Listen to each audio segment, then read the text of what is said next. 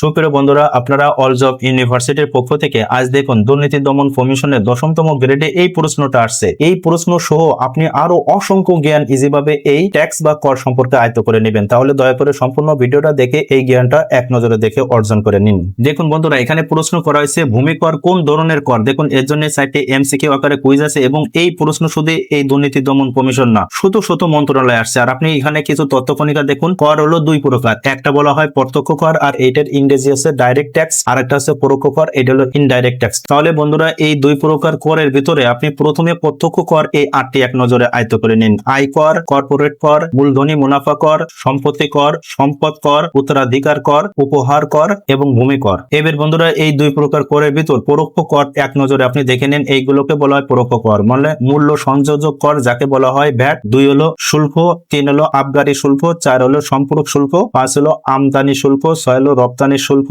7 হলো বিক্রয় কর, 8 হলো সেবা কর। এগুলো সার্ভিস ট্যাক্স উন্নত দেশে প্রচলন আছে, এখন আমাদের বাংলাদেশে আসে না, তবে এইগুলো বাংলাদেশে আছে আর এইগুলো বিভিন্ন দেশে প্রচলিত এবং বাংলাদেশেও আছে। তাহলে বন্ধুরা, আজকের আপনারা এই কুইজের উত্তরটা করতে পারেন কিনা কমেন্ট করে আমাদেরকে জানান। ভ্যাট এর পূর্ণরূপ কি? দেখুন এর জন্য 4টি এমসিকিউ আকারে কুইজ দেওয়া আছে, এটা সঠিক উত্তর কি দয়া করে আপনারা কমেন্ট করে আমাদেরকে জানান। সুপ্রিয় বন্ধুরা, আপনারা যারা ইউটিউব থেকে আমাদের এই all job university YouTube channel থেকে দেখছেন, দয়া করে আমাদের এই চ্যানেলটি সাবস্ক্রাইব এবং অল বাটন প্রেস করে রাখুন। আর যারা ফেসবুক পেজ থেকে দেখছেন, দয়া করে আমাদের এই পেজটি লাইক, ফলো, শেয়ার দিয়ে রাখুন। ভালো থাকুন, আল্লাহ হাফেজ।